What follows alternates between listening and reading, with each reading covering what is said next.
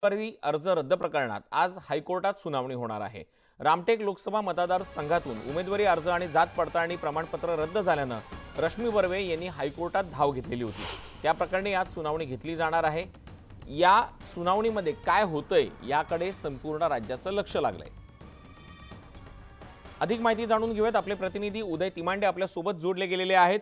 उदय, रश्मी बर्वेंसाठी आजची सुनावणी ही खूप महत्त्वाची असणार आहे।